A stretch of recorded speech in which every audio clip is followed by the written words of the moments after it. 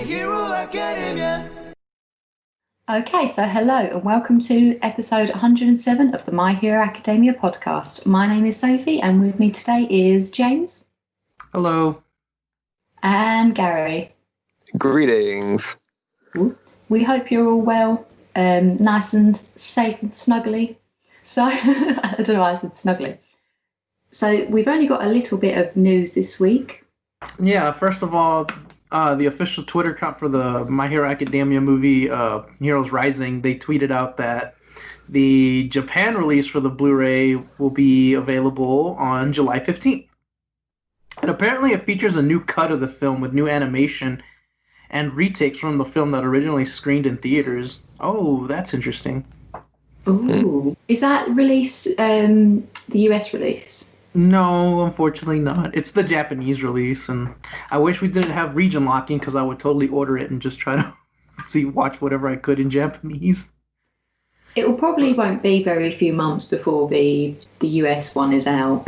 I will say the US one for Two Heroes took a long time too to come to home release, almost a year since. So maybe it'll be towards the end of the year. I hope at least. If not the beginning of next year. I know production right now for home releases and stuff is kind of limited just due to the coronavirus. Oh, so it could take even longer. Yes. And then I don't know if you want me or you to read the author comment. No, you read it. Okay, and this week's author comment from Horikoshi is, I spent 2 hours crying from both joy and sadness. Is there something wrong with my autonomic nervous system? Is Horikoshi sad? Oh, who knows? Oh, thank you for reading it out. I did not have it in front of me. What is autonomic, though? The autonomic nervous system, formerly the vegetative nervous system, is the division of peripheral nerves system that supplies smooth muscle glands and thus influences the function of internal organs. The more you know. Okay. Just say you're sad, Horikoshi. It's okay. Okay, so without further ado, we're going to start the manga chapter, and this week it's chapter 274, and the title of it is Search. Search. Search. But we start off with where we left off last chapter with Endeavor diving in, and it looks like Shigaraki still has his phone in his hand. And we see him looking on, it says, throb. And he says, well, I guess it's in his mind, it's saying, get one for all. That's what it's saying in his head. And we see Endeavor, Oh, sorry, the throb sound effect really threw me off. I was like, what is this? Yeah. And he's got a splitting headache is what's going on. But we see Endeavor getting ready to attack. He says, hells. And we see what looks like an eye, but I'm pretty sure that's just the attack that Endeavor's doing, but it looks pretty cool in the panel. And curtain! We get a big old whoosh. As we see the entire area where Shigaraki's at just enveloped in flames. Endeavor saying, that's a whole blanket of flash fire. You can't run away. And we see Shigaraki burning up. It says, sizzle, sizzle, sizzle. It says, I can't let this guy take another step forward. As we continue on, he says it's got to be neutralized fast. And Endeavor's about to pull another attack. Jet. And Shigaraki's like, nope, I'm going to bitch slap this mofo. I really like the panel in between Endeavor running for Shigaraki and where he shouts jet of just Shigaraki's eyes, just wide open and the steam coming off. Yeah, that is scary looking. Terrifying. But the slap did not connect because of Endeavor's apparently very flexible and he just kind of dodged it very elegantly. And he says, no ordinary person could function without protection in this heat.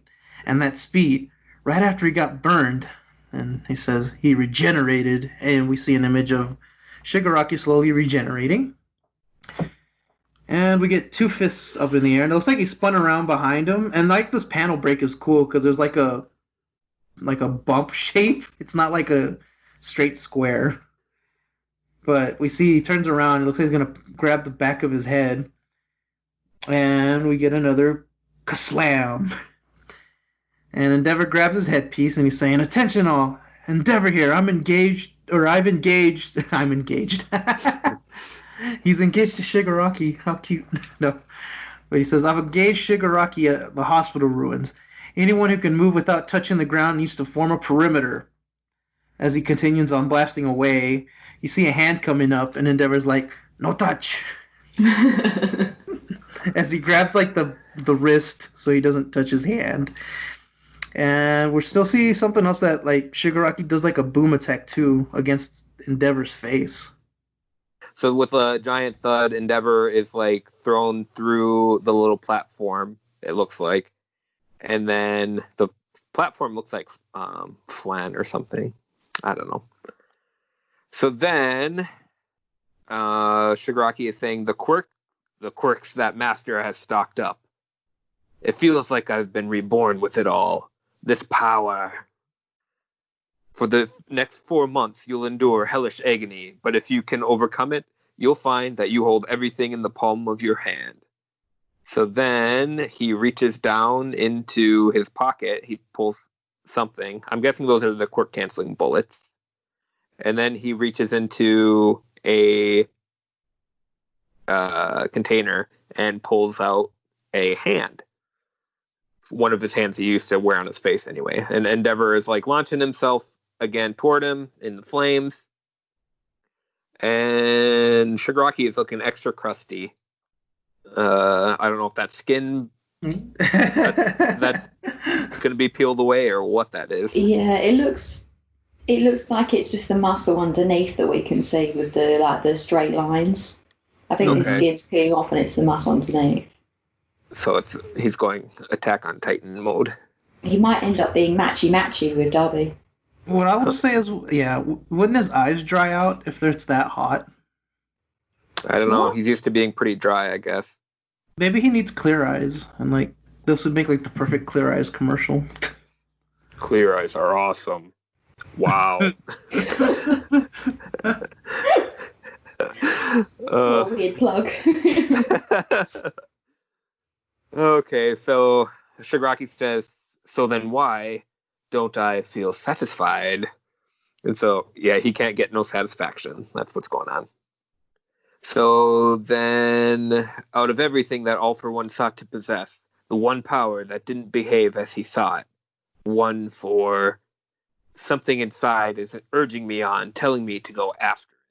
And all this is going on as Endeavor is attacking again, and he deflects it somehow.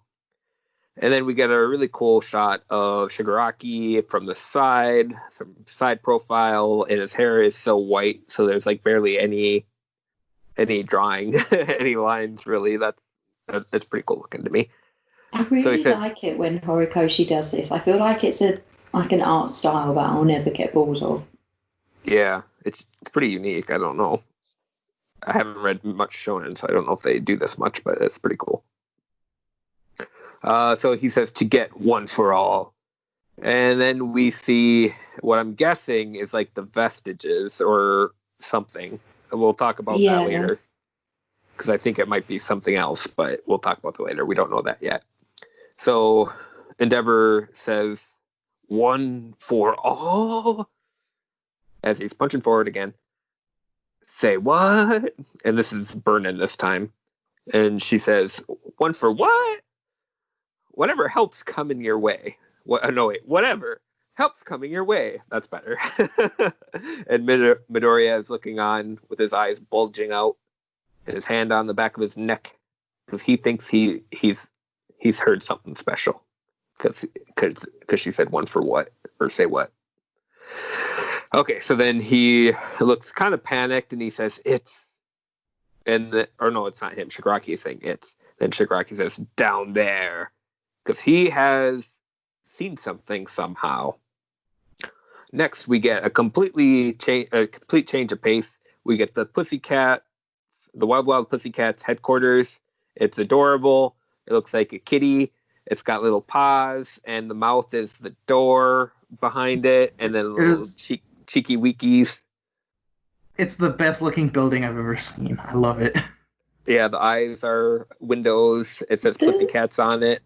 The hair that's in between the ears, that's supposed to be a paw, isn't it? Because for a second when I looked at it, I thought it was like a knuckle duster.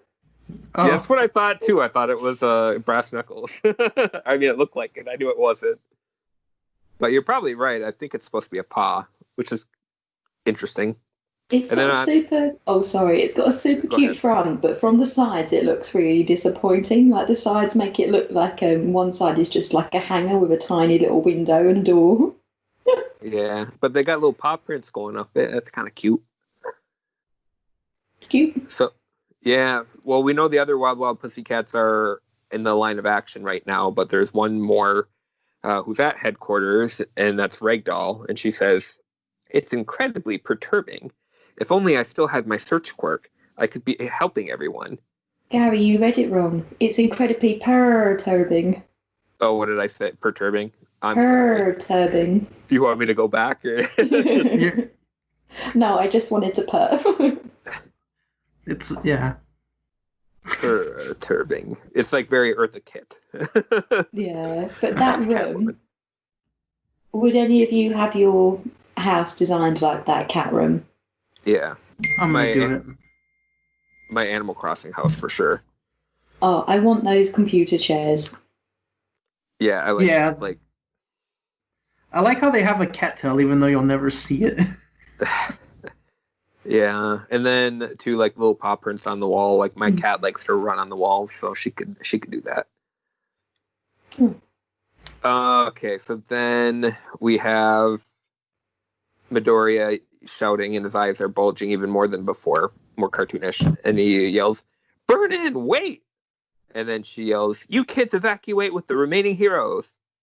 And another hero, I don't think we know who that is, yells, "Listen to the authorities. We gotta get farther away." So everyone is like stampeding away from the line of action here.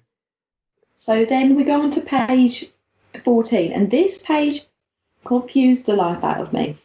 It took me so long to realise that was Shigaraki on the bottom of the ground with his arm bending up like the wrong way. I was looking at it and I thought it was some sort of egg person lying on the ground, like Humpty Dumpty. It's not. It's Shigaraki like squatting before he jumps up in the air. And James pointed this out to me earlier when I was like, what's this? His cape is just battered, unusable. And then he boofs, that's the sound effect, boof, up into the air as he launches himself up. And Endeavour is not having it. He's on his headset. He's doing the Avengers thing when they suddenly at the end they've all got headsets that no one ever mentioned before, so they can miraculously talk to each other. Yeah, he's doing that. It's like, he's heading for the evacuees. Expand the battle perimeter. Start evacuating the city outskirts too. Hurry! Every second counts because that thing is coming. And when it gets here, it's all over. Mourn later. The evacuation's a race against time. And a lot is going on while that's happening. We've got a great shot of Shigaraki up in the air, looking down. Kind of expressionless, but then this is the first time he's done this big jump. I think I would be a bit amused as well if I was just suddenly flying through the air. But as Endeavour shouts, we can see a few heroes like herding people away on the city. I think they're heroes we've not seen before by their like the body of them. And then at the last panel we can see Izuku, and we can see him, and then the frame of people in front of him are sort of sketched out, and he's listening to their conversations. They say, "No way, Funkman's really gone." And I know that's probably supposed to be like an emotive line, like, "No way, Funkman's already gone," but it's hard to feel any other emotion than Funkman's a brilliant name for a hero. Imagine turning up on the scene and be like, "Hi, I'm Funkman." There's probably like disco music in the background as he like walks up. Oh, and he's got an outfit like the Bee Gees. One can dream. My God. Whenever we do like a ranking of our favorite heroes, Funkman is my number one. Just FYI. Take that, Wash, and everyone else. Who's Wash? He's so like. I forgot what last month was. Ah. Funkman could be like the opposite of Wash. He could be like stinky funky. Oh yeah, that's true. If he's just smelly. But we've spent a long time talking about Funkman. Oh, the weirdest divergence. And on the next page, we see there's a lot of action going on. People trying to, a lot of heroes, more than I initially thought there was. And we knew there was a lot. And they're trying to evacuate the civilians away. We can see one man that looks like a cross between a clown and the Tin Man from The Wizard of Oz. And then there's someone that looks like they could be Roronoa Zoro from One Piece with like the sword on their back, and it looks like they might have a bandana and something around their neck and like back trousers. And then it continues. I was trying to look, I couldn't see him. Oh, in front of where Izuku's standing at the top of page 60. Oh, I like the guy that looks like a tree. Yeah. Oh, that's the one that I thought looked a bit like Tin Man. The Wispy Woods tree from Kirby's. Oh, yeah. And then underneath that, I think, is one of my favourite heroes at all. Like, one of my favourite background heroes. The really large guy that's carrying loads of people on his back, and he's all fully blacked out, like a ninja. And then he's got that great patterned thing on his back, like cape with all the Is that children or animals? I think it's old elderly people. Elderly people. My goodness. Elderly people. Yeah, I think there is a person with cat ears though, but I think it's a human. Or yeah. This one reminds me of Quina from Final Fantasy IX. So there's a reference that nobody will get, but yeah. Imagine if it does. Sorry, I do know what you're talking about now. Imagine if we find out that it's Fat Gum's wife. Yeah, because I was thinking there's a lot of characters with very Fat Gummy quirks with like being able to be taxis at least. Yeah. And then behind them is someone that looks like a gorilla holding a child.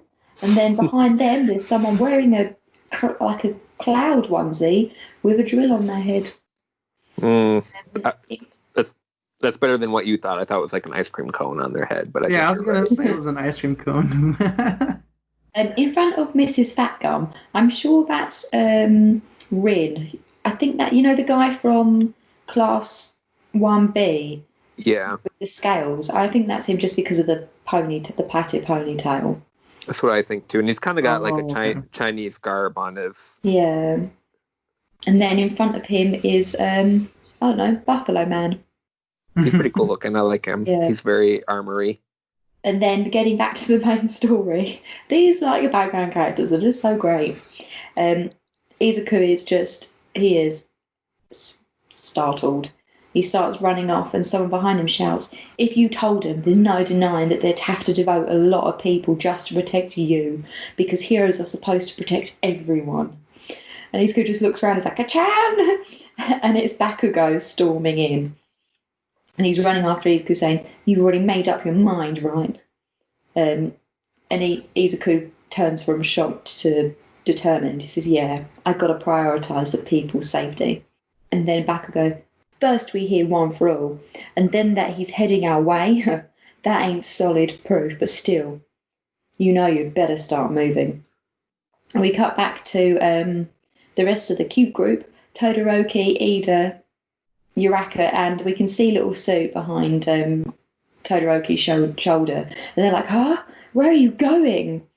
I don't know if that's Bakugo saying, "I forgot something," but I don't think it is. It's definitely Izuku, isn't it? "I forgot something, I'll be right back." And Bakugo can't even be asked to turn his head. And I don't blame him. They've got important business to be about.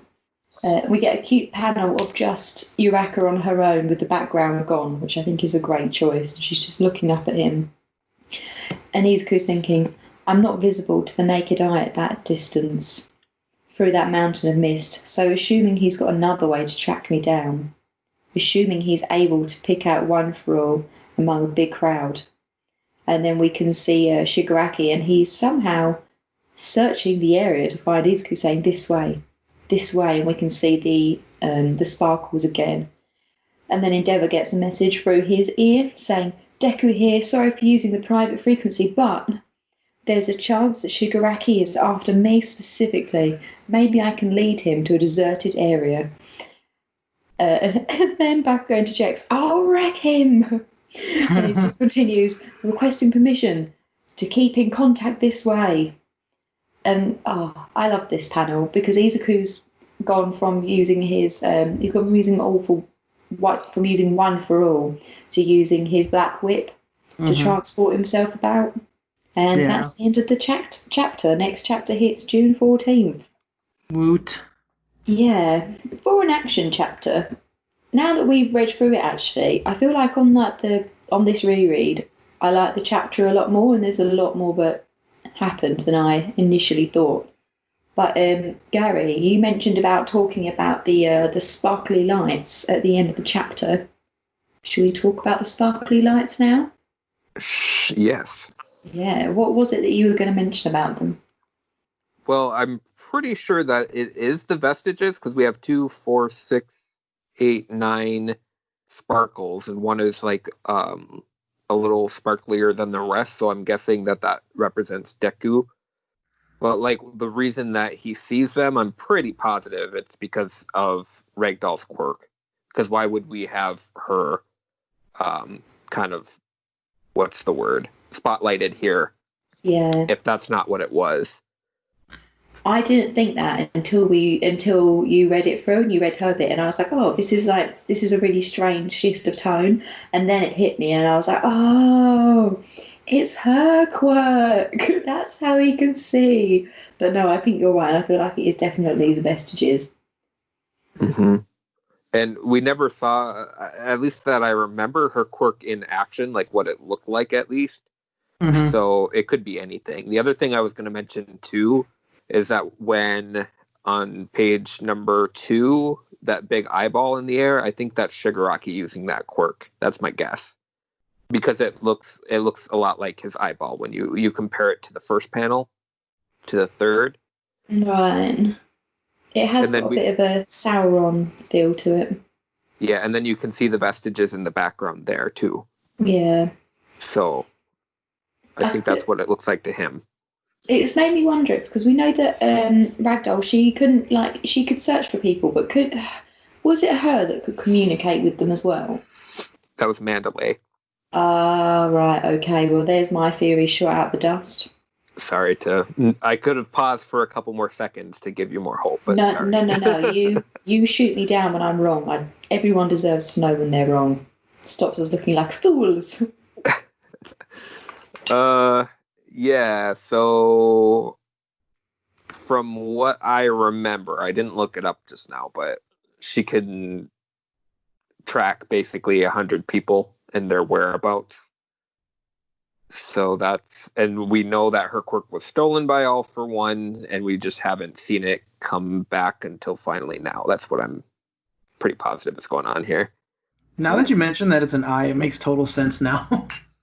Because I thought it was like the, what's his name, Endeavor's attack, but it probably was just Shigaraki's eye in that image. Yeah, I think so. Now that we've got the sparkly dots out of the way, we'll go around the chapter and see what everyone thinks. So, James, as you started the chapter, would you like to head us off? Yeah, first of all, I think I was very wrong about the attack. It really is. I think it really is Shigaraki's eye, but we were talking about that just a second ago. So moving on from that, the fight sequences were kind of hard to follow through. I think this chapter, I had a little bit of issue following through on this one. There was lots of cool moves that were done. The regeneration is kind of weird. It just looks, like you said, like Attack on Titan with the muscles. Mm-hmm. And so, do you not like the way it's drawn, or do you just think it's unusual? No, what do you mean? The way the regeneration's drawn. I don't like it. It reminds me too much of Akira, and I keep saying Akira a lot during this entire arc so far. Oh, fair enough. See, I don't know that reference, so. Oh, okay. But that's what it reminds me of. And what else was I going to say? Obviously, the cat building was probably like the best part of this chapter for me. I I loved love it. how you say obviously. Obviously, the cat building. No one's going to disagree on me with this, trust me. But Yeah, there's no pussyfooting around it. yeah, and also the fact that, like you said, just showing Ragdoll, there's absolutely like there is a reason she's being shown. Like it just seems weird that she would just be there for no reason. Hmm. And then, Correct. yeah. Other than that, I have nothing else to say. Other than it was pretty good. How did you like it? I think it was pretty good. Like it was all right. The fight was just hard to follow. That was like my only complaint. But I like the chapter overall. Cool. Gary? I'm a little down on this chapter. I usually love everything, but I think what disappointed me about it was that we had the end of last chapter being Endeavor coming in on Shigaraki, and all we get here is Shigaraki is distracted by something else, and so there's not much of a fight. Obviously there's a little bit going on, but then he goes on to do something else, as opposed to, hey, is he going to disintegrate Endeavor? Hey, is he going to shoot him with the quirk canceling bullet? So neither of those things happen. It was just kind of to fill panels, you know what I mean? Nothing really happened of consequence. We do see a little bit going on. I don't know. I guess it showed us how much stronger Shigaraki is now, because even though he was like he had leveled up before this like 4 month stint when he defeated the guy with the big nose. I forgot his name. I don't think he would be able to like fight kind of on the same playing field as he did with Endeavor. Yeah, and I see that. I suppose all I wanted was like more results. Like, I don't know. You're an eager beaver. I guess so. I know. I know it'll happen, but I want it now. I love seeing Ragdoll. She is good. I love, again, the Pussycat hideout is, well, it's not really a hideout. It's pretty obvious what it is. I mean, you love it, obviously, as James said. Obviously, it's the best bit. Yeah. I was going to say, how is that a hideout? Yeah, I know. It's not a secret base. It's very public. I really hope that they think it's a secret base. Like maybe at the end of this, they're like, "Oh, guys, we have to regroup. Let's go to our secret base." Yeah, and then like the only thing I could think that it would be confused for, like a bunch of perverted old men trying to like get in there. But anyway, I won't dwell on that. That's sorry. This is it's fucking yeah. So we get so much Bakugo and Midoriya, but I mean, obviously, this is a huge plot point to the entire story is about to happen here. So I'm very curious as to what we're going to see next. So in that way, the chapter did fulfill, that. Yeah. So I hope it's not like, what's the word? A misdirection. Like we're not going to get what we think we're going to get. Like I feel like Gigantomachia is going to come soon and interrupt whatever fight is going to happen here. But I don't know. I'm still hopeful. But that's about all I have to say. Cool. So the first thing I have to say is that I am feeling a bit silly. So I kept, like, when we've had Jay on, and whenever I've spoken to him about My Hero, and he's like, "Yeah, no, I really feel like it's going to end soon," I've been like, "Nah, you're mad. It's not going to end soon. We've got ages. We don't even know Shoji's history, and we know that Horikoshi wants to tell us." But this last page has really got me thinking, like, oh, maybe Jay's right. Maybe it is going to end soon. I feel like... Oh, sorry, go ahead. No, you go. I was just going to... I feel like it's going to be a turning point. I don't feel like it's going to be the end. Like I feel like we have a lot more to go with like who the other vestiges are that are secretive. And I still think we're going to see an age of villains, with the students being the ones forming and organizing and taking them down. That's still what I see happening, and I think that'll take a little while yet. Yeah, I really hope that you're right, but for some reason, the main two characters running off together when we know that, like, yeah, the main two characters running off together to fight like this super OP villain has kind of got me feeling like finale vibes.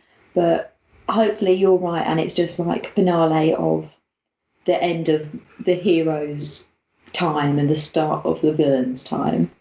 I really hope that's it. But when I finished this chapter, I got some real scared chills. I was like, oh no, what do I do when my hero's finished? What do I do about this podcast? What if my new friends don't talk to me when we don't have this podcast anymore? I was gonna say, you can't get rid of me that easily. I liked this chapter a lot more reading it out with you guys than I did when I first read it.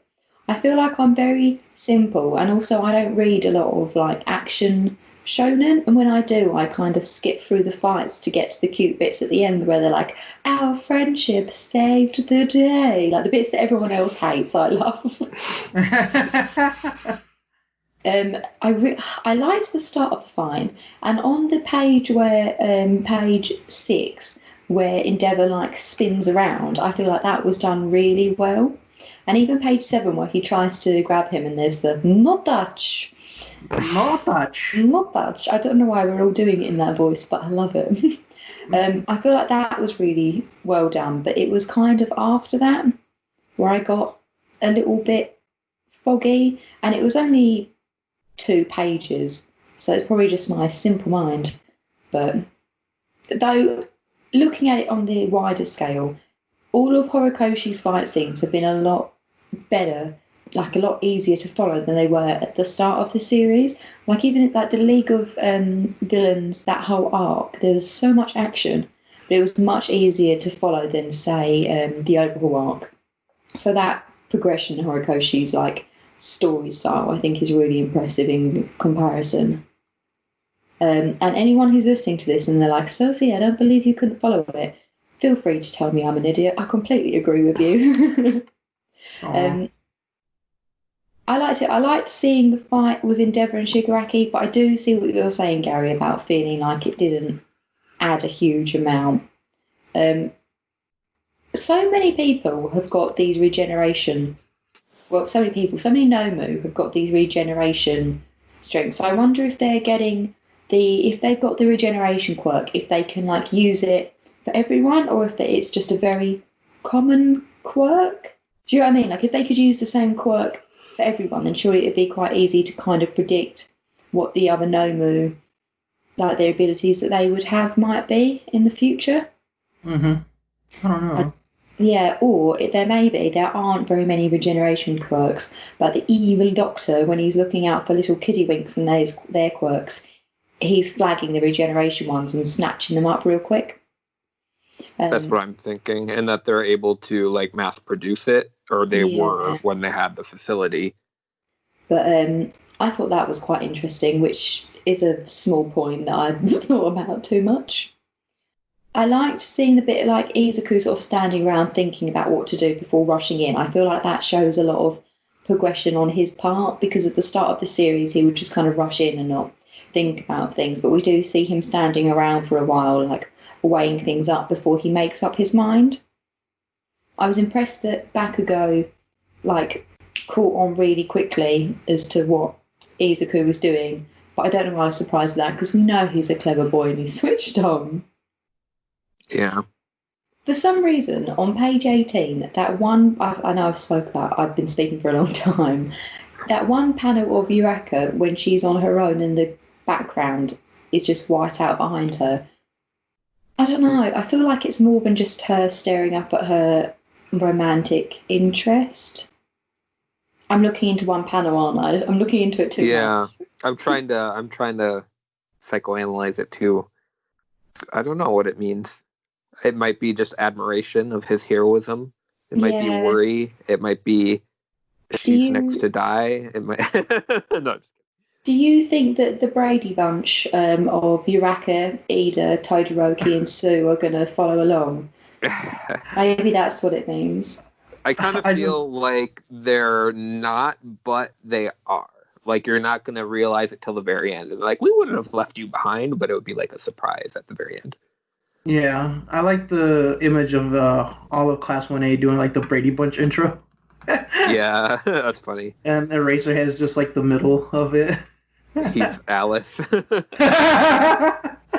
I'll be honest, I don't really know who the Brady Bunch are, but whenever I watch like American sitcoms, there always seems to be like a derogatory mention of the Brady Bunch. Like, who do you think you are? The Brady Bunch.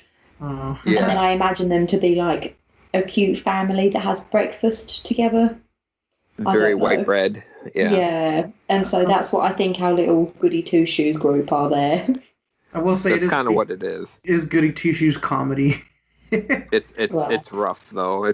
Oh man, I can't handle it. I will say that panel at the bottom where we see Ida, Ochiko, Froppy, and then Todoroki in the front. He has like that little surprised like indication above his head, and it looks like a crown from Fairly Odd Parents.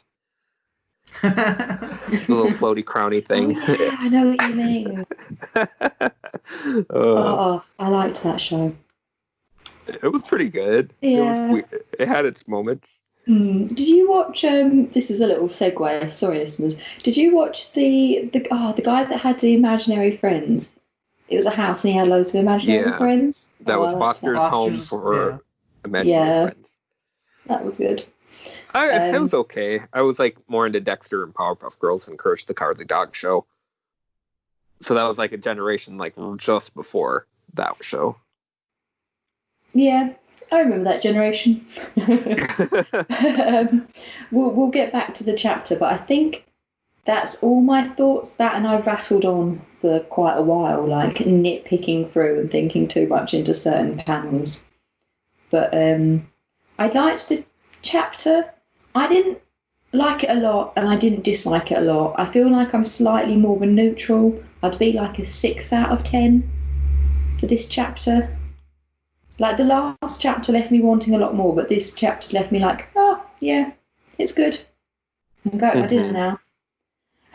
But yeah, does anyone have any more thoughts?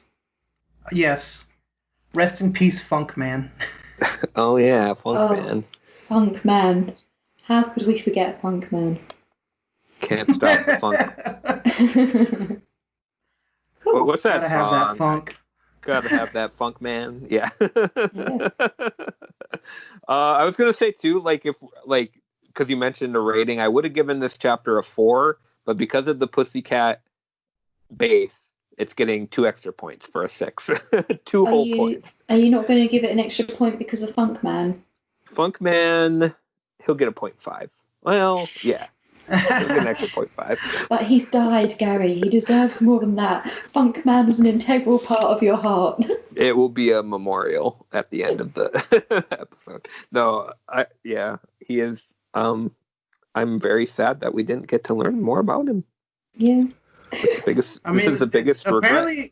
Apparently Deku was very distraught over his death. No, I think he's realizing, he's being searched. James, what would you have given the chapter? What? What would you have rated the chapter? I would have rated it, I don't know, what rating system are we using? Numbers?